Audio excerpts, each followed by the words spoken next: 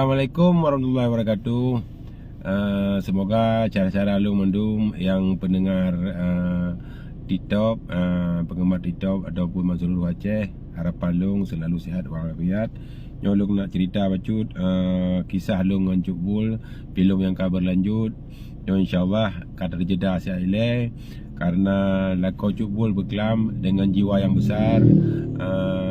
Ilangkah orang kampung Long yang merempak dengan Long. Dia laki maaf masalah keluarga haji iaitu Cuk Bul.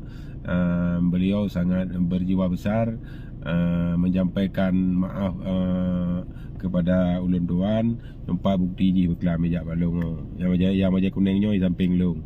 Nyo na tanggal heblah berkelam cara tanggal heblah berkelam.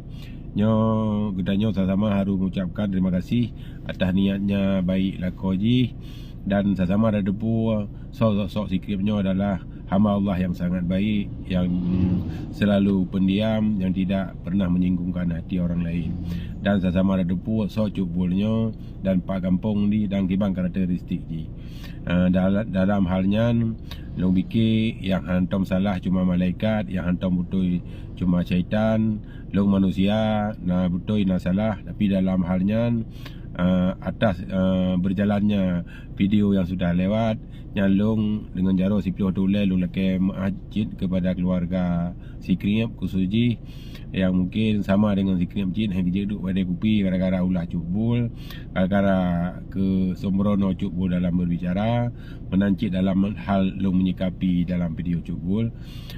Dan selanjutnya Long laki maaf kepada keluarga Cuk Bul yang mungkin merasa tersinggung, merasa malai walaupun yang kan debu kesalahan yang dari Jan Cuk Bul dan kurang konkret dalam mendidik Cuk Bul hingga menjadi manusia yang baik. Jadi dalam halnya Long jaro sipuluh rupiah tulai Long laki maaf nyo hana unsur paksaan dan hana unsur intimidasi mesira orang tapi malah berkelam Sikrip yang jak balong. Mungkin Cuk Bul hana depu hubungan Long kibangan dengan Sikrip. Sikripnya kalau lagi ada Long dari zaman kalau lagi adik Long jadi barokah kain melaki saran maklum, bahkan segala mengkawin dengan Cuk Bul pi nak pernah laki saran maklum. Cuma nya hanya cerita kali dan Long hana Long pelumah, hana Long pegah pelumah video yang dia laki maaf berkelam. Jadi mungkin lagi nyan, tapi harapan Long sabar kepada Cuk Bul akan dia harus segera membuat video meminta maaf kepada Bunda Salma.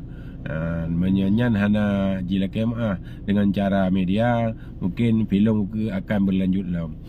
Kita tunggu episod selanjutnya. Assalamualaikum warahmatullahi wabarakatuh.